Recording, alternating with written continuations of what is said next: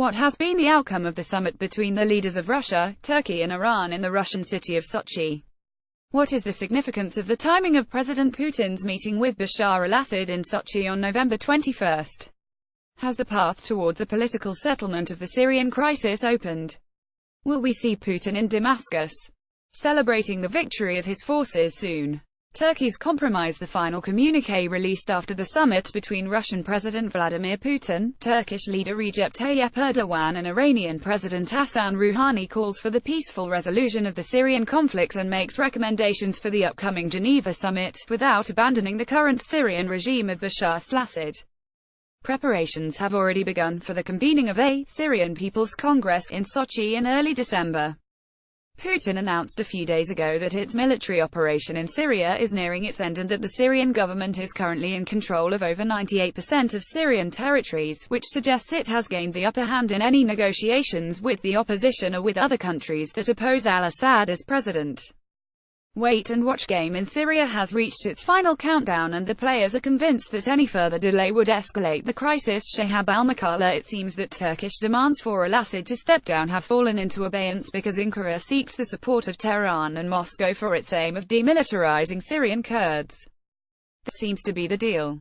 The future of Bashar al-Assad is left for the Syrians to decide in the upcoming presidential elections, as Russia and the US finished drafting the constitution by August and some issues pertain to minor details that won't affect the decision on al-Assad.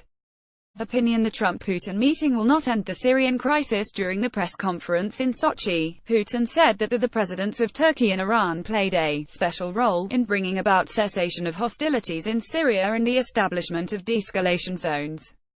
Putin added that a new stage had been reached in the Syrian crisis, but achieving a political solution would require compromise on all sides, particularly from the Syrian government. The name of Farouk al-Shara, former vice president of Syria, is being proposed to represent the Syrian regime at the upcoming Sochi Congress, as he is accepted by both the government and the opposition.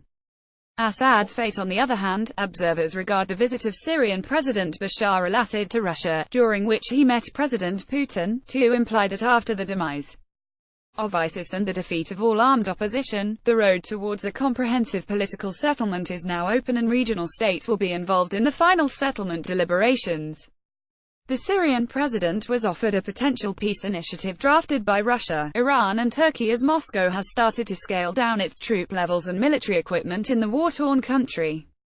Russian Defense Ministry announced that Russian, Iranian and Turkish chiefs of military staff have agreed upon the mechanisms for increased coordination in Idlib province in order to reduce military tensions and escalation.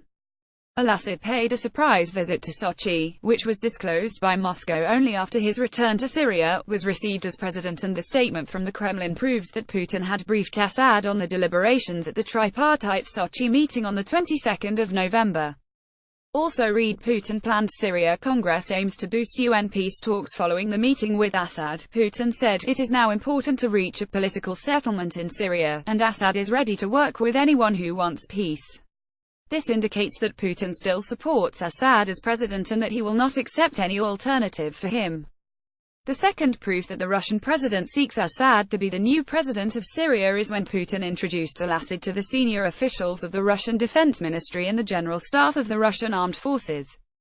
The third indication to this effect is the resignation of Riyad Hajab, head of Syria's main opposition bloc and the High Negotiations Committee (HNC), just a few days before the kickoff of the Syrian opposition meeting in Riyadh due to pressure of external powers on him against talking about the future of Bashar al-Assad.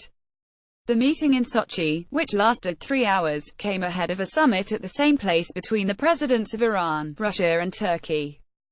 Iran and Russia have been Assad's main supporters, while Turkey backs the opposition. The wait-and-watch game in politics in the case of Syrian conflict has reached its final countdown, and the players, both regional and international, are now convinced that any further delay in achieving a political settlement on this issue would escalate the crisis to neighboring countries including Jordan, Lebanon, Israel and Turkey.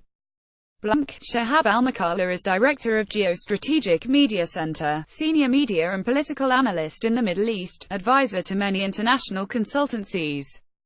He can be reached at Shahab Makala and at Geostrat.